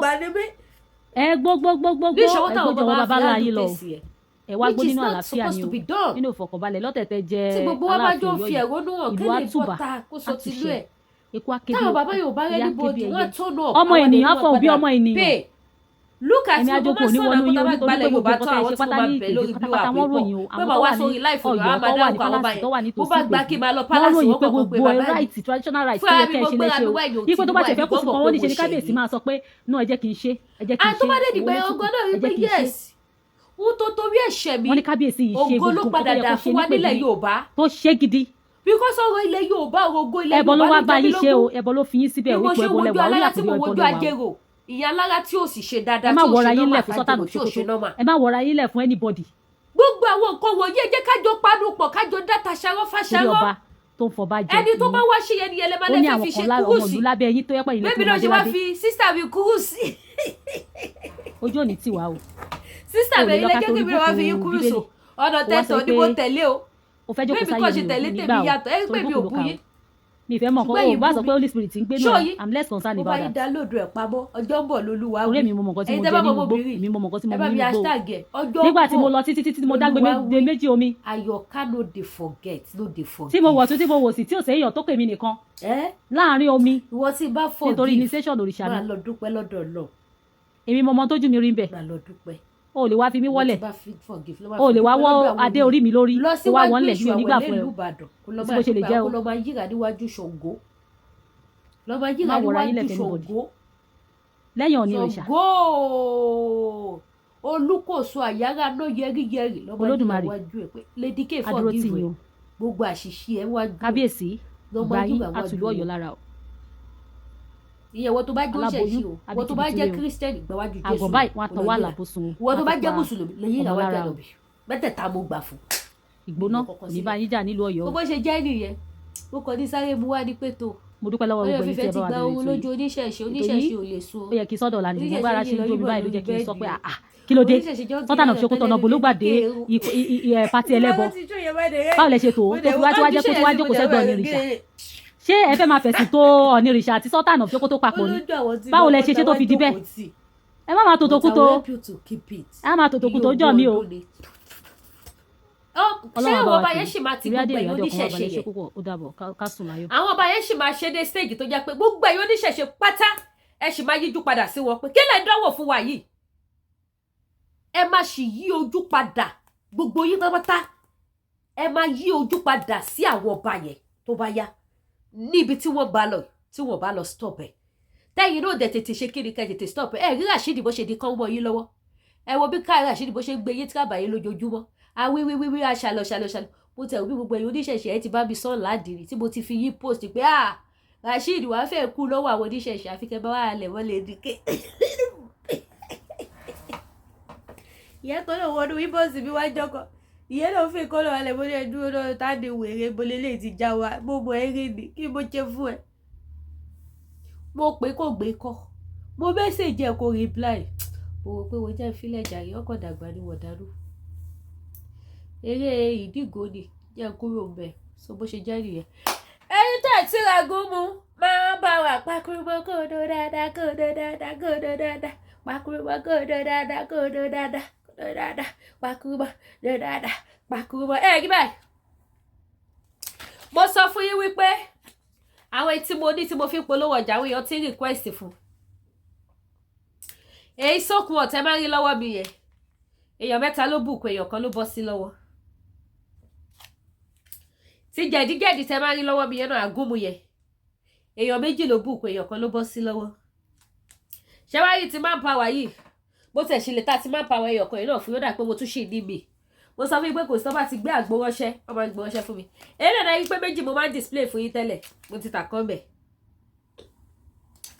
ó confirm ó mú yes. bó ṣe wà yín sí mo ti pe cl pé ẹjọ́ tó yọ lọ.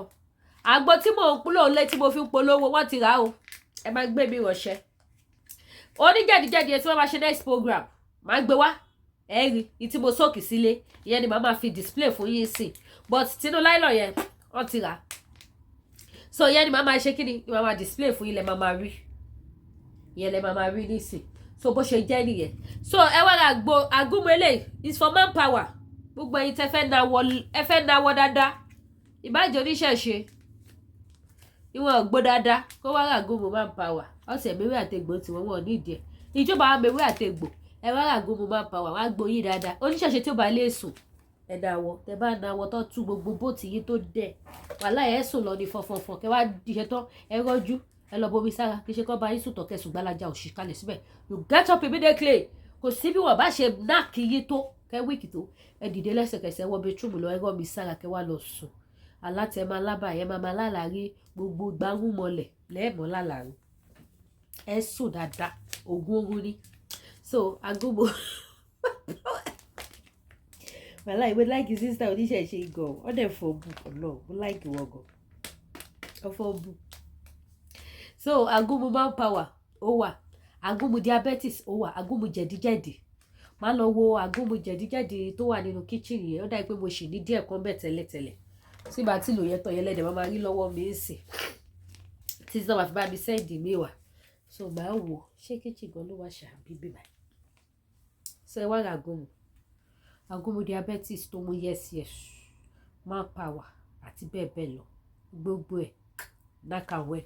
ó wà available ẹ subscribe sí YouTube channel wa kẹsì bá wa ṣí ètò ọ̀rọ̀ tá à ń sọtọ́ ní irọ́ ni ó ti dòótọ́ gbogbo wọn náà ti ṣe kiri ọ ti ń gbé rice ọ̀fadà wà mo dúpẹ́ lọ́wọ́ gbogbo ẹ̀yin tẹ patronize mi gbogbo ẹ̀yin tẹ fẹ́ ra ìlú bọ́ọ̀gẹ̀dẹ̀ tuntun ti ń tọ́ lọ mi mọ́ tó dé tó yẹ pé ìlú bọ́ọ̀gẹ̀dẹ̀ yẹn wìtì lọ́lọ́ kò dilẹ̀ rárá kọ́ lọ kó gbé mi dìde kí ni ẹ tó máa lòdù tírélà ẹ̀ wọlé wọ́n rọ̀ ṣe ẹ̀ gidi àwọn tó mọ̀ ni wọ́n ń jẹ́ ìlú bọ́ọ̀gẹ̀dẹ̀ mi kì í ṣe tó máa rùn mọ̀nàmọ̀nà tẹ́ máa rùn tán àbí tẹ́ máa jẹ tọ́tọ́wọ́ yá máa rùn báyìí láíláí so gbẹ̀yìn tẹ́ bá nídìí ìlú bọ́ọ̀ṣù tó wà pa ìlú bọ́ọ̀gẹ̀dẹ̀ tó mú yes ẹ ní di rice ọ̀fadà ẹ ní di gàrí ìjẹ̀bú ẹ ní di edé àti ẹja pálá ọsàn tó ti di bone ó wà ẹ ní di irú ẹ̀gúsí gbogbo ẹ̀ African food ó wà lọ́dọ̀ Lady K gbogbo lówó ìyá gbogbo lówó mo wà ń bí tó bá dẹ̀ tún wá jẹ́ lọ́fíńdà tó ṣẹ náà ni ó wà available tó bá jẹ́ jewelries ọdún ti dé ẹ̀yin mọ́mì mi ẹ̀yin dáàdì mi ò lè wait ẹ wá rajà ọdún gbogbo internet ti wá rajà ìníwáyé ti kúrò nípa ayé ẹ ní wàkísà kẹ́yìn aṣọ láyé yìí bí oníṣẹ̀lẹ̀ sí yín ẹ pé Lady K Ìfẹ́ Olúwa show the baby of Yorùbá nation ẹ wá ra aṣọ àwọn jewelries oh my god àwọn fine jewelries ìtẹ̀lẹ̀ tó mú yes ó wà ń bí ẹ wá ra aṣọ lóríṣiríṣi ẹ fẹ́ lọ ṣe photoshoot ẹ fẹ́ ṣe gbáyẹdìkìní ẹ pè mí ẹ má làágùn jìnnà ẹ má ronú bolẹ̀ ti fẹ́ ra aṣọ mi ń ṣe kò gbà mo lọ́wọ́ pọ́kú grade by grade lọ́wọ́ àǹkárá tí mo ní grade by grade mo láǹkárá Holland mo ní ó wax àbí kí ló máa ń pè mo dẹ̀ ní àǹkárá lóríṣiríṣi ni mo ní ìtẹ́ bá ti fẹ́ ni Jésù Olúwa wa bí ẹ subscribe sí YouTube channel akẹ́tọ̀ notification bell ire o. Ẹ káàbọ̀ padà sórí ètò Alpha wàhálà ẹ bá mi share ètò yìí ẹ bá mi pín mo fi Elédùmarè bẹ̀ yín ṣe mọ̀ pé yóò ṣàdọ̀ pé ẹ bá wa share ètò yìí ẹ bá wa share ètò yìí ẹ̀yin tẹ́ bá wà mọ yóò ṣàyí ẹ bá mi hashtag wọn pẹ̀lẹ́ dúkẹ́ mo kọ̀ wá kí wọn mo wá kí gbàrún mọ́lẹ̀ ìgbàrún mọ́lẹ̀ tí ò jẹun dúró tó jẹun lórí bẹ́ẹ̀ni ọlọ́wọ́ àtòmí lọ́wọ́ ìjọ tó mo bèrè iṣẹ́ fún mi ó dùn mí mo wò pé wáì tó jẹ́ pé àwọn tí bá fẹ́ràn lórí Facebook lọ́kọ̀ máa ń ṣe oríṣiríṣi fún mi kí ni lẹ́bẹ̀ẹ́ yìí pípù yìí because mi ìmọ̀ woman rí and I love her mi ó wá yà mí lẹ́nu wípé she can come outside for me tí bá tiẹ̀ ṣe anything tó bá rí lójú tó bá yẹ pé ọmọbìnrin fẹ́ fi mí pull crowd fẹ́ fi mí cruise ẹ káàbọ̀ padà sórí ètò Alpha wàhálà ẹ bá mi share ètò yìí ẹ bá mi pín mo fi Elédùmarè bẹ̀ yín ṣe mọ̀ pé yóò ṣàdọ̀ pé ẹ bá wa share ètò yìí ẹ bá wa share ètò yìí ẹ̀yin tẹ́ bá wà mọ yóò ṣàyí ẹ bá mi hashtag wọn pẹ̀lẹ́ dúkẹ́ mo kọ̀ wá kí wọn mo wá kí gbàrún mọ́lẹ̀ ìgbàrún mọ́lẹ̀ tí ò jẹun dúró tó jẹun lórí bẹ́ẹ̀ni ọlọ́wọ́ àtòmí lọ́wọ́ ìjọ tó mo bèrè iṣẹ́ fún mi ó dùn mí mo wò pé wáì tó jẹ́ pé àwọn tí bá fẹ́ràn lórí Facebook lọ́kọ̀ máa ń ṣe oríṣiríṣi fún mi kí ni lẹ́bẹ̀ẹ́ yìí pípù yìí because mi ìmọ̀ woman rí and I love her mi ó wá yà mí lẹ́nu wípé she can come outside for me tí bá tiẹ̀ ṣe anything tó bá rí lójú tó bá yẹ pé ọmọbìnrin fẹ́ fi mí pull crowd fẹ́ fi mí cruise you will call me one on one okay inbox mi pé Lady K kí ló dé ẹ bá má ṣe báyìí náà kò yẹ kó jẹ́ yín náà kí ló tẹ̀ sọ̀rọ̀ sí bàbá báyìí bàdé ni ìyá mi má bínú ẹ̀ wo ṣó yẹn tán mo ti padà bẹ̀bẹ̀ mo máa ti kọjá ìpadà ń tèmi o mi ò tó yájú sọ́ba mi princess mo máa ń sọ mo mọ ìyá wọn ọba ikú ló bọ́lá jẹ́ princess ni mí ṣé fún yín lágbolé títí wá kí fún yín lọ́mọba bíi tí mo jẹ́ ọmọọba ni mí ikú ló bọ́lá jẹ́ mi ìṣọmọ tí ò níran mi ìṣọmọ tí ò lórí súnlẹ̀ Yorùbá òun ló ṣe máa ń dùn mí tó bá fi ọwọ́ pa idà àwọn ìṣẹ̀ṣe ilẹ̀ Yorùbá lójú pé ìṣẹ̀ṣe la gbà stop it kàkà kí sísítà mi wá pè mí sísítà mi wá bọ́ta wá ṣe ṣó fún mi sísítà mi wá bù mí mo rí kíní yẹn bá máa dùn mí pé what tó bá wà lómi ló máa ṣẹjá jiyàn màmá jiyàn tó bá lọmọbìnrin yìí lè jáde fún mi máa ní láyéláyé because spirit love tí mo ní sọmọbìnrin mo ti rí spirit yẹn ní ara ẹ̀ pé that is how she love me too bí mo ṣe rí sí gbogbo àwọn tẹ́ rí tí mo bá jà lórí social media lẹ́nu tí mo wà lórí pé a lè jọ ṣe mọ́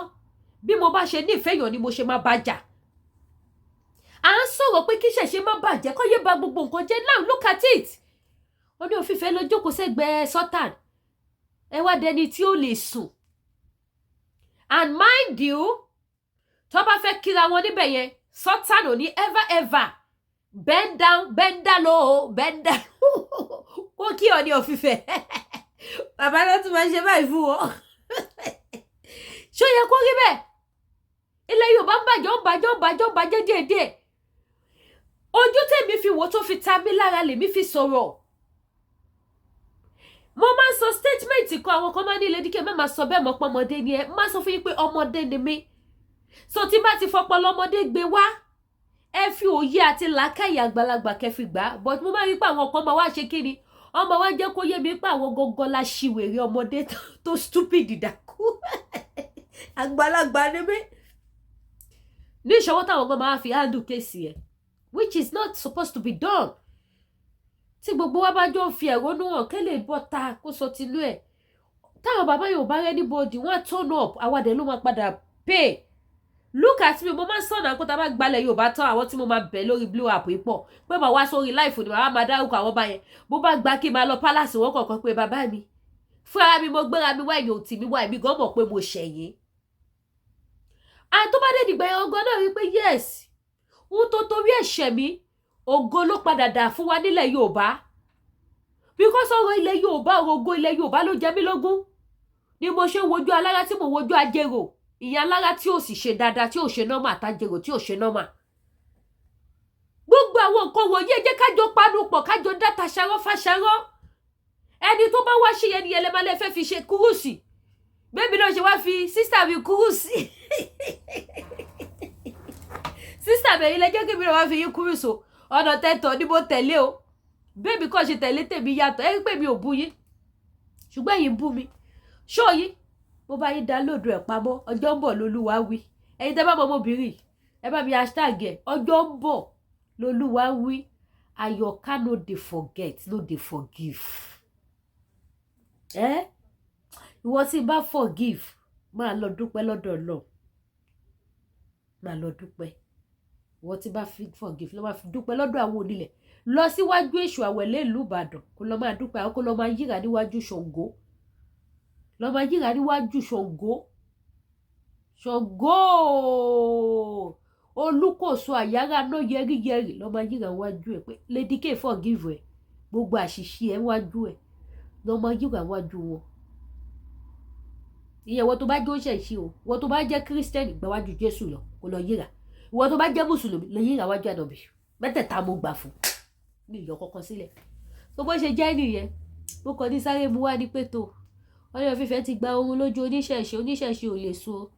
oníṣẹ̀ṣe yìí lọ yíbọ̀ lórí bẹ́ẹ̀dì o oníṣẹ̀ṣe jọ́ kiri àná tẹ́lẹ́nu Lady K eru tí bá rántí ṣó yẹn bá dé rẹ̀ mo dẹ̀ wọ́n ọjọ́ ṣe yẹn sí mo dẹ̀ wọ́n bá gẹ́gẹ́ ó lójú àwọn tí máa bọ́ta wá jókòó tì but I will help you to keep it iye ogún ọdún ni ṣé àwọn ọba yẹn ṣì máa ti gbogbo ẹ̀yin oníṣẹ̀ṣe yẹn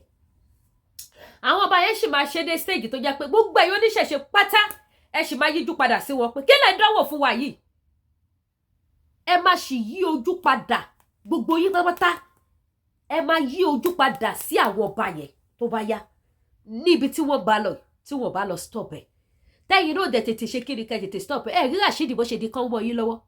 ẹ wo bí káà Rashidi bó ṣe gbé yín tírábà yín lójoojúmọ́ awíwíwíwí aṣàlọ̀ mo tẹ̀ wí gbogbo ẹ̀yin oníṣẹ̀ṣe ẹ ti bá mi sọ́ọ̀n ládìrí tí mo ti fi yí post pé Rashidi wàá fẹ́ kú lọ́wọ́ àwọn oníṣẹ̀ṣe àfikẹ́ bá wà lẹ̀ wọ́n lè dìke ìyẹn kan náà wọnú wíbọ̀sì mi wájọ́ kan ìyẹn náà fi kọ́ lọ́wọ́ lẹ̀ mo lè dúró lọ́wọ́ táde wèrè mo lè lè ti já wa gbogbo ẹ̀rín ni kí mo ṣe fún ẹ mo pé kò gbé kọ́ mo mẹ́sẹ̀jì ẹ̀ kò reply mo rò pé mo jẹ́ ìfilẹ̀ jàre ọkọ̀ dàgbà ni wọ́n dàrú eré ìdígò ni jẹ́ kúrò mbẹ̀ so bó ṣe jẹ́ nìyẹn ẹni tó ti ra gúnmu máa bá wa pàkúrúmọ́ kóòdó dáadáa kóòdó dáadáa kóòdó dáadáa pàkúrúmọ́ kóòdó dáadáa kóòdó dáadáa kóòdó dáadáa pàkúrúmọ́ dáadáa pàkúrúmọ́ kí báyìí mo sọ fún yín wípé àwọn tí mo ní tí mo fi polówó ọjà àwọn èèyàn ti ń request fún èyí sókun ọ̀tẹ́ máa ń rí lọ́wọ́ mi yẹn èèyàn 3 ló bùkún èèyàn kan ló bọ́ sí lọ́wọ́ tí jẹ̀díjẹ̀dí tẹ́ máa ń rí lọ́wọ́ mi yẹn náà àgúnmu yẹn èèyàn 2 ló bùkún èèyàn kan ló bọ́ sí lọ́wọ́ ṣé wáyé ti máa ń pa wá yìí bó tẹ̀ ṣe lè ta ti máa ń pa wá èèyàn kan yìí náà fún yóò dà pé mo tún ṣì ní mi mo sọ fún yín pé kò sí ọba ti gbé àgbo ránṣẹ́ wọ́n máa ń gbé ránṣẹ́ fún mi èyí náà dáa yín pé 2 mo máa ń display fún yín tẹ́lẹ̀ mo ti tà kán bẹ̀ ó confirm mo mú yes bó ṣe wà yín sí mo ti pe CL pé ẹjọ́ tó yọ lọ àgbo tí mo ń polówó lé tí mo fi ń polówó wọ́n ti rà á o ẹ máa gbé mi ránṣẹ́ oníjẹ̀díjẹ̀dí tí wọ́n máa ṣe next program máa gbé wá ẹ rí i tí mo sókì sílé ìyẹn ni màá máa fi display fún yín sí but tinú láìlọ yẹn wọ́n ti rà á so ìyẹn ni màá máa ṣe kí ni màá máa display fún yín lẹ máa máa rí ìyẹn lẹ máa máa rí nísìn so bó ṣe jẹ́ nìyẹn so ẹ wá ra àgúnmu eléyìí is for manpower gbogbo ẹ̀yin tẹ́ fẹ́ náwó dáadáa ìbájọ́ oníṣẹ̀ṣe ìwọ̀n ògbó dáadáa kó wá ra àgúnmu manpower ọ̀sẹ̀ mẹ́wẹ́ àtẹ̀gbò tí wọ́n ní ìdí ẹ̀ ìjọba wa mẹ́wẹ́ àtẹ̀gbò ẹ wá ra àgúnmu manpower wá gbóyìn dáadáa oníṣẹ̀ṣe tí ó bá lè sùn ẹ dáwọ́ tẹ bá náwó tó tú gbogbo bóòtì yìí tó dẹ̀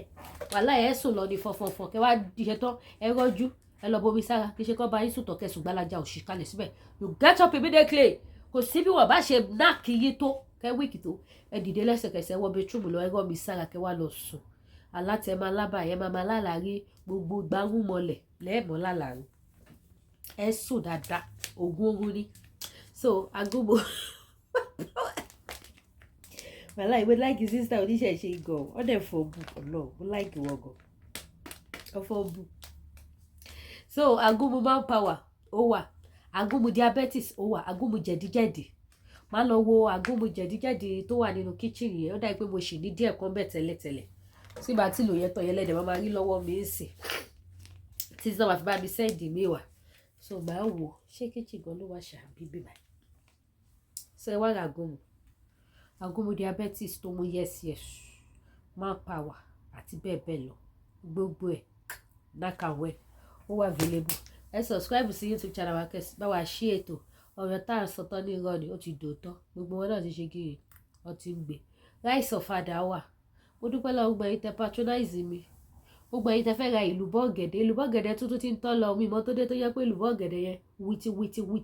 wìtì lọ́lọ́ kò dilẹ̀ rárá kọ́ lọ kó gbé mi dìde kí ni tó máa lódù tírélà ẹ̀ wọlé wọ́n rọ̀ ṣe ẹ̀gidi àwọn tó mọ̀ ni wọ́n ń jẹ́ ìlú bọ́ọ̀gẹ̀dẹ̀ mi